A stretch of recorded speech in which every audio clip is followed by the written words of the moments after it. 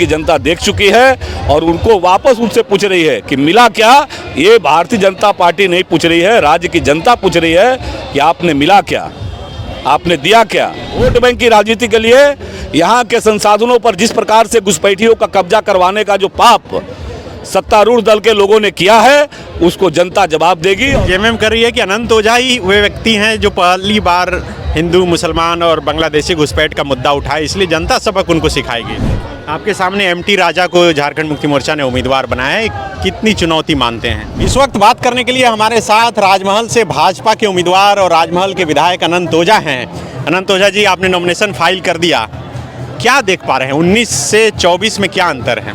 नहीं, देखिए 2019 में पूर्ववर्ती रघुवर दास जी की सरकार में जीवन जन कल्याण के लिए अनेकों योजनाओं का सूत्रण किया था। और एक तरफ जहां केंद्र की नरेंद्र भाई मोदी जी सरकार प्रदेश के सामान्य जनगण का जीवन बदले उसके लिए काम किया, वहीं झारखंड की रघुवर दास जी की सरकार ने भी काम किया। लेकिन दुर्भाग्यजनक तरीके से आज की जो जेएमएम कांग्रेस राजद गठबंधन की जो सरकार है, उस सरकार के जो नेतृत्वकर्ता समूह था, उन लोगों ने अनेक प्रकार की झूठे वादे नारे दे करके और जनता के अंदर एक भ्रम बनाने का काम किया। और उस भ्रम के कारण हम लोगों तक इनके असली चेहरे को पहुंचाने में कामयाब नहीं हो पाए थे। लेकिन जब ये 5 वर्षों तक ये सत्ता में रहे, तो 5 वर्षों के सत्ता में आज प्रदेश की जनता पूछ रही है। आप हमारे नौजवान साथी पूछ रहे हैं कि आपने 5 लाख प्रति वर्ष रोजगार देने की बात कही थी, मेरा रोजगार का क्या हुआ?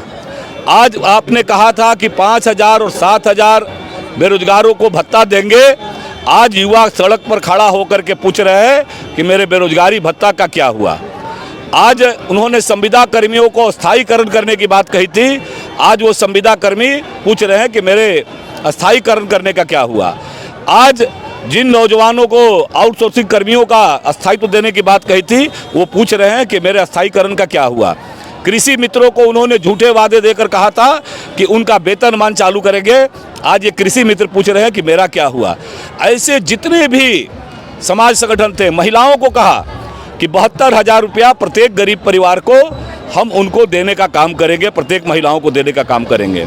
आज महिलाएं पूछ रही है कि मेरे 72,000 का क्या हुआ।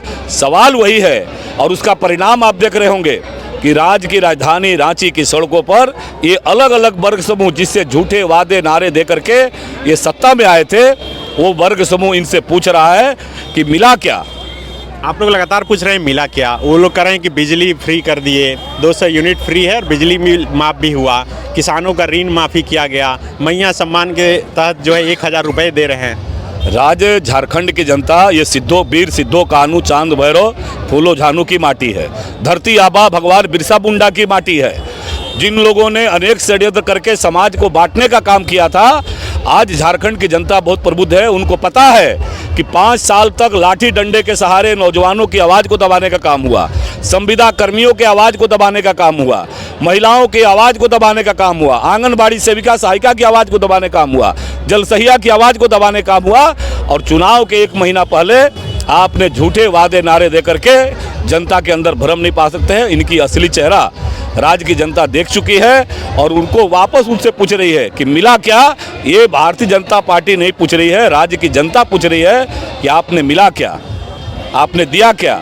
ये झूठे वादे नारे के साथ अब जनता उब चुकी है और इसीलिए जगह जगह पूरे राज्य में आप देख रहे होंगे कि राज्य के जनता के अंदर छटपटाहट है, नौजवानों में छटपटाहट है, किसानों में छटपटाहट है, महिलाओं में छटपटाहट है। इस सरकार से जनता मुक्ति चाहती है। आपके सामने एमटी राजा को झारखंड मुक्ति मोर्चा ने उम्मीदवार बनाया है, कितनी चुनौती मानते हैं? नहीं, हम तो जो जेएमएम कांग्रेस कथित यूपीए इंडिया अलायंस नाम दीजिए, इनका जो असली चेहरा है उसी रास्ते पर वो चल पड़े हैं। लेकिन राजमहल की जनता प्रबुद्ध जनता है और राजमहल की जनता को भारतीय जनता पार्टी के सरकार में रहने के समय में, जब हमारा डबल इंजन की सरकार थी, उस कार्यकाल में जो बदलाव के काम हुए हैं और विपक्ष में रहते हुए जो राजमहल की जनता की जो आवाज़ है, उस आवाज़ को हमने विधानसभा के माध्यम से रखने का काम किया है। जनता तैयार बैठी है उत्तर देने के लिए।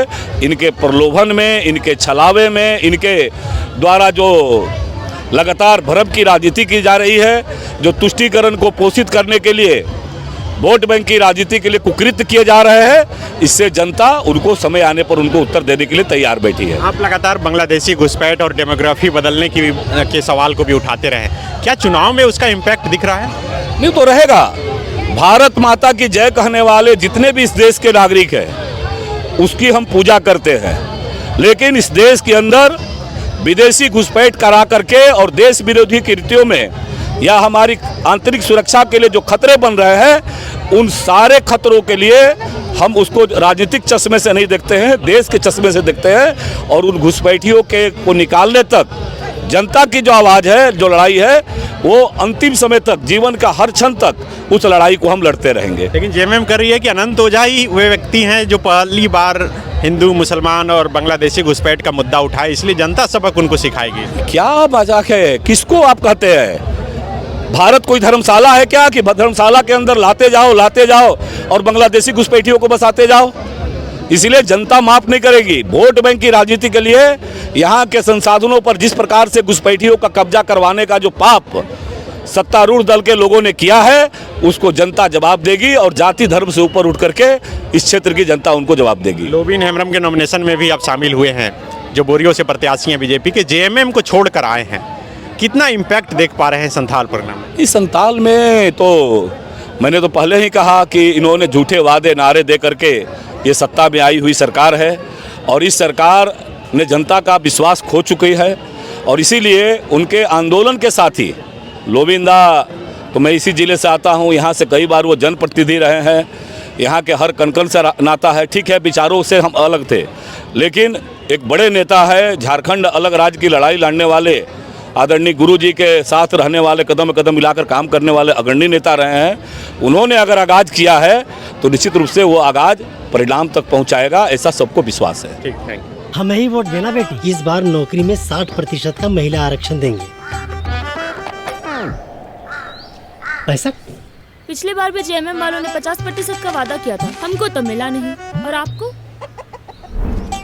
हमें तो नहीं मिला, आपको मिला क्या? इन महिलाओं को तो नौकरी में 50% आरक्षण नहीं मिला, आपको मिला क्या? TheFollowUp.in. Like, share and subscribe. www.thefollowup.in